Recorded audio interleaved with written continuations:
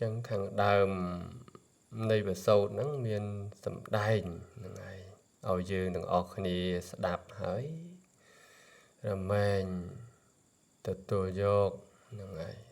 នៅកម្មនិងផលណាហើយក៏មិនសូវទូចចិត្តដែរដែលធ្លាប់បានសិក្សាហ្នឹងហើយរមែងទៅដេកជាសុខហ្នឹងហើយនឹងទទួលយកនៅលោកធម៌ណាទាំងឡាយទាំងពួងដែលកើតហ្នឹងហើយដែលកើតដល់យើងហ្នឹងហើយនៃនៅខាងដើមប្រសូតហ្នឹងនៅក្នុងអដ្ឋកថាមជ្ឈិមនិកាយណាដែលហៅថាបបញ្ចសូតនីហ្នឹងមានសម្ដែងហ្នឹងហើយជាប់តាក់ទងក្នុងរឿងសុភមេនុបដែលជាកូនតោតេយព្រាហ្មណ៍ហ្នឹងហើយតោតេយព្រាហ្មណ៍ហ្នឹងហើយជាបរោហិតរបស់ព្រះបាទតិសេនកោសលទៀតមានយុស័កមានអំណាចមានទ្រព្យសម្បត្តិច្រើនហើយតោតេយព្រាហ្មណ៍ហ្នឹងគាត់តែងតែបដៅកូនគាត់ហ្នឹងហើយឲ្យកូនគាត់ហ្នឹងចេះសន្សំទ្រព្យចេះរកទ្រព្យហ្នឹងហើយដល់ជាអវាទដល់កូនហ្នឹងរឿយដល់ជាអវាទហ្នឹងល្អហ្នឹងហើយគាត់បដៅថាហើយកូននឹងចេះរកទ្រព្យផងចេះរក្សាទ្រព្យផងនៅក្នុងន័យមួយនោះថាឲ្យរកទ្រព្យហ្នឹងមើលឲ្យដូចកណ្ដៀពូនដីអញ្ចឹងហ្នឹងហើយឲ្យមើលទ្រព្យហ្នឹងដូចជាថ្នាំបន្តក់ភ្នែកអញ្ចឹងមួយដំណក់ហ្នឹងគឺតែងតែអស់ហ្នឹងហើយតែប្រកបនៅអត្តន័យមួយគឺសេចក្តីអាក្រក់ហ្នឹងហើយមិនឲ្យកូនហ្នឹងចេះធ្វើទៀនទេណាមិនឲ្យធ្វើទៀនទេខ្លាចអស់ទ្រព្យអស់អីគាត់ចឹងទៅព្រោះគាត់ជាប់ដោយសេចក្តីកំណាញ់គឺមច្ឆរិយៈសំបីតាខ្លួនគាត់ផ្ទាល់ហ្នឹងតោតេយព្រាហ្មណ៍ហ្នឹងគាត់មិនចេះធ្វើទៀនធ្វើអីទេហ្នឹងហើយណាពេលណាដែលជួបព្រះសម្មាសម្ពុទ្ធនោះគាត់តែងតែស្ដីឬក៏ថាឲ្យយ៉ាងទៅដោយយ៉ាងនេះយ៉ាងនោះយ៉ាងទៅព្រមទាំងអគ្គសាវករបស់ព្រះអង្គយ៉ាងទៅគាត់ថាឲ្យព្រះដោយពាក្យអាក្រក់យ៉ាងទៅណាគាត់ជាប់នៅសេចក្តីកំណាញ់ហ្នឹងហើយអញ្ចឹងកាលពីមុននោះគាត់បដៅកូនល្អហើយគាត់ប្រកបកូនហ្នឹងមកចេះធ្វើទៀនហ្នឹងហើយប្រកបដោយនៅសេចក្តីអាក្រក់ហ្នឹងអញ្ចឹងគាត់តែងតែដៀលតែងតែជេរថាឲ្យព្រះថាឲ្យអគ្គសាវករបស់ព្រះអង្គហ្នឹងហើយអញ្ចឹងដោយសេចក្តីជាប់ជំពាក់របស់គាត់ហ្នឹងណាដោយអំណាចនៃអំពើកម្មតេះដៀលដល់ព្រះដល់អគ្គសាវកដតីរបស់ព្រះអង្គហ្នឹងក៏មានកម្មអកុសលដោយមានហៅថាបបញ្ចធម៌ណាបបញ្ចធម៌ហ្នឹងគឺមានអ្នកតណ្ហានិងទិដ្ឋិហ្នឹងហើយគាត់មានទិដ្ឋិខុសអញ្ចឹងណាទិដ្ឋិរបស់គាត់យល់ថាតែស្លាប់ទៅហើយកើតវិញណាបើទិដ្ឋិមួយទៀតគេហៅថាស្លាប់ទៅហើយគឺសូន្យណាដោយប្រកាន់យកនៅសស្សតទិដ្ឋិនិងឧឆេនតទិដ្ឋិហ្នឹងអញ្ចឹងនាសម័យនោះអញ្ចឹងព្រានខ្លះក៏គេយល់ថាស្លាប់ហើយកើតវិញមនុស្សទិដ្ឋិអញ្ចឹងខ្លះថាតែស្លាប់ហើយសូន្យណាអញ្ចឹងដោយគាត់ជាប់នៅបបញ្ចធម៌ហ្នឹងតោតេយព្រាហ្មណ៍ហើយណាមួយជាប់ជំពាក់នៅក្នុងទ្រព្យសម្បត្តិយុស័កឋានៈទូនាទីរបស់គាត់ផងនឹងកូននឹងទ្រព្យផងស្លាប់ទៅក៏ជតិបដិសន្ធិណាជាសណោណានៅក្នុងផ្ទះរបស់កូនហ្នឹងហើយជាមួយកូនហ្នឹងអត់ដឹងទេណាអត់ដឹងថាឪពុកដែលជាតោតេយព្រាហ្មណ៍ហ្នឹងស្លាប់ហើយទៅកើតជាសត្វឆ្កែហ្នឹងហើយសត្វឆ្កែក្នុងផ្ទះហ្នឹងអញ្ចឹងថ្ងៃមួយព្រះសម្មាសម្ពុទ្ធព្រះអង្គយាងមកប្រោះសុភមានុបហ្នឹងហើយដែលជាកូនតោតេយព្រាហ្មណ៍ហ្នឹងហើយ ដោយគាត់នឹងមានឧបនិស្ស័យពីមុនខ្លះដែរហ្នឹងហើយពេលដែលព្រះអង្គនិមន្តមកដល់ក្នុងមុខផ្ទះសត្វសំណកហ្នឹងហើយឃើញព្រះអង្គដោយសត្វសំណកហ្នឹងពីមុនកាលពីនៅរស់ណានៅជាមនុស្សហ្នឹងហ្នឹងហើយដោយមានឧបនិស្ស័យអាក្រក់ជាមួយព្រះមិនចូលចិត្តព្រះទេហ្នឹងហើយតលតែពេលស្លាប់ទៅកើតជាសត្វសំណកហើយមានឧបនិស្ស័យគឺសេចក្តីអាក្រក់ហ្នឹងឃើញព្រះរត់ចេញពីចង្ក្រានបាយមកក៏មកព្រុសព្រះទៀតហ្នឹងហើយព្រុសព្រះទៀតអញ្ចឹងបានព្រះអង្គមានពុទ្ធតម្រេះថាតោតីកាលនៅជាមនុស្សជួបតថាគត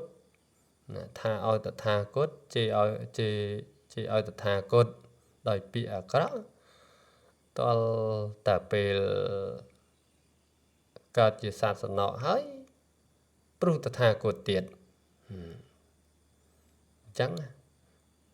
ហើយដល់ពេលអញ្ចឹងទៅព្រះអង្គមានពុទ្ធតម្រេះប៉ុណ្ណឹងព្រះអង្គនិមន្តទៅបាត់ទៅអញ្ចឹងអ្នកបម្រើអីក្នុងផ្ទះហ្នឹងគេឮថាព្រះអង្គថាអញ្ចឹងណាដំណឹងហ្នឹងក៏ឮដល់សុភមនុបដែលជាកូនហ្នឹងណាដែលជាកូនហ្នឹងហើយសុភមនុបហ្នឹងឮអញ្ចឹងហើយមិនសប្បាយចិត្តទេតូចចិត្តណាមិនសប្បាយចិត្តតតែសោះហ្នឹងហើយនាសម័យហ្នឹងគាត់គិតថាធម្មតាតកូលព្រាហ្មណ៍របស់គេហ្នឹងតែស្លាប់ហើយគេទៅកើតកន្លែងល្អហើយហ្នឹងហើយទៅកើតជាព្រំអីចឹងទៅនាសម័យហ្នឹងគាត់ជំនឿអញ្ចឹងដោយទិដ្ឋិអញ្ចឹងតកូលព្រាហ្មណ៍ទៅស្លាប់ទៅកើតព្រំហើយគេមិនបានគិតអំពីរឿងកម្មផលឬក៏ការចម្រើនឈានអីទេហ្នឹងហើយឬក៏ធ្វើបុណ្យធ្វើអីដូចយើងទេសពថ្ងៃនេះនាសម័យនោះអញ្ចឹងប្រកាន់អញ្ចឹងតកូលព្រាហ្មណ៍ស្លាប់ទៅកើតព្រំអញ្ចឹងគាត់មិនសប្បាយចិត្តអញ្ចឹងគឺគាត់ចូលទៅរកហ្នឹងហើយព្រះដែលមានព្រះភិក្ខដើម្បីសាកសួរព្រះអង្គណាអញ្ចឹងក៏បានទៅដល់ជួបណាព្រះអង្គហើយក៏សួរថាណាព្រះអង្គព្រះសមណគោតមនេះមិនសមគួរបើណាថាឪពុករបស់យើងស្លាប់ហើយទៅកើតជាសត្វសំណកអញ្ចឹងទេធម្មតាតកូលរបស់ខ្ញុំតកូលព្រានស្លាប់ហើយណាទៅកើតព្រំហើយណាទៅកើតព្រំហើយអញ្ចឹងបានព្រះអង្គសួរហ្នឹងហើយសុភមនុបនឹងថាតើណាសុភមនុបដឹងថាតោទេយព្រាហ្មណ៍កាលពីនៅរស់កប់កំណប់ទ្របទេអញ្ចឹងបានសុភមនុបថាដឹងហើយព្រះអង្គសួរទៀតថាតើមានស្គាល់ទីកន្លែងកប់នោះទេសុភមនុបថាមិនដឹងថាអត់ដឹងទេអញ្ចឹងព្រះអង្គមានពុទ្ធតម្រេះថាបើ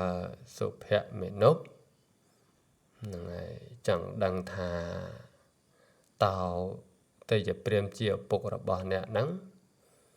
ស្លាប់ទៅកើតទីណា